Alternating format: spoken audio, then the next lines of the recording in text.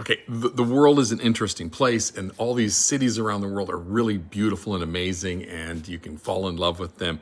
But like I said, I've got this list. I think it's like 32 things that I look for in a city before I start meeting with real estate agents and be like, hey, maybe we want to buy an investment here or a home here that we can then rent for short-term rentals or something like that. So today I want to talk about the concept of a 15-minute neighborhood.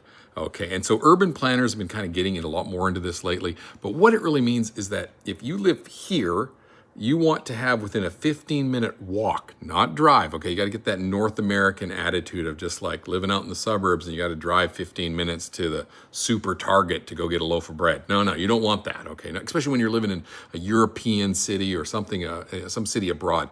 So you want this to be where you have your home, your apartment or whatever, and then within a 15-minute walk, you want to be able to get to like 95% of the services that you might need. So you better have a butcher, a baker, your grocery store, your little fruiteria, your little fruit market, a little pharmacy to go to, a clinic to walk into. All these things should be close to that because there are so many advantages to this. First off is you don't need to buy a car in these foreign cities. Buying a home is one thing, buying a car is a whole other kettle of fish there because it's registrations, you have to get them inspected, you have to get maybe a driver's license from that country, which means you need to be a resident of that country. It's all these complicated things. And when you get to a certain age like we are, you need to walk more, okay? So you don't need to get in your car and drive someplace just to go get a loaf of bread. You need to walk more. So this encourages walking. And my friends are just like, I can't believe you live in these foreign cities and you don't have a car. Like, how do you live without a car? Metro, we'll talk about that. Having a strong public transportation system is a whole other video. So really, I'm talking about this idea of just being able to walkability. So that's really the advantage number one, is it gets you out walking and enjoying and being part of your neighborhood. You're gonna be like, hey, how you doing? Oh yeah, I see you every Thursday, whatever. Okay, so that gets that. And then these are little mom and pop shops. You're gonna know your baker, okay? When we go to our home in Georgia, the country of Georgia, we know it's a little bread, it's called a puri bread. We know our puri guy. We show up there with our little oven mitts, and he gives us hot puri bread that we take back to our apartment. We know him. We smile. He smiles at us. We talk to him. We put down our little money for it and everything. So you get to know all your local vendors. So you'll know your butcher. And because once you go in European, it's not like a super Walmart where everything's all done in one place. They have separate vendors for all these things. You don't buy your fruit at the grocery store. You go to the fruit market and the veg market. And then if you're really brave, you go to the wet market, okay, which is where they slaughter the animals for you. It's like, no, I'm not ready for that yet. So that's got to ease into these things, like a cold pool, just a little foot at a step at a time.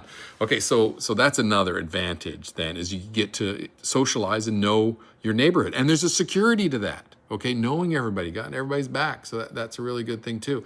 And so like you can show up like at your pharmacy and they're like, okay, old guy, yeah, I know exactly. I'm gonna get your meds all ready for you and stuff. Show up at your coffee shop. They see you coming down the street. He's starting to warm up the coffee machine because he knows what you want. And then let's talk about safety. How good is it that you know your neighbors, you know your local vendors? Like, we got each other's back. We run into all of our neighbors. You're there and you can help the little old lady with her little cart. You can take it back to her apartment for her because you kind of know what building she's in. All that works out great in a 15-minute neighborhood. And you're going to love that style. And don't get me going on mental health, okay? Because you don't panic over things. Like, you're sitting upstairs and you're just like doing things like, you know what, I could really use an onion. And it's an enjoyable experience to go and like, oh, I got to go get an onion. Let me just turn off my stove here, go down the stairs, go down the street a little bit, but like, hey, I need an onion. And maybe you're in a foreign language, you're running it through Google Translate, you're showing a picture. All of this is fun, okay? So you get to, and there's a safety. Like I said, there's a safety in knowing your neighborhood and your neighbors, and you're gonna run into these things. You don't run into them getting in your car and driving off to some fancy American grocery store in Spain or whatever. You don't get to do that. And the last thing I want to talk about is that, we're here as guests, living as a foreigner, as an expat in these countries. And so it's kind of nice that this money that we're bringing in is going to the neighborhood, because chances are the butcher lives above his butcher shop. All the people working at the grocery store are within a walking distance of that grocery store. No one is commuting to their job at the grocery store that's just around the corner from you.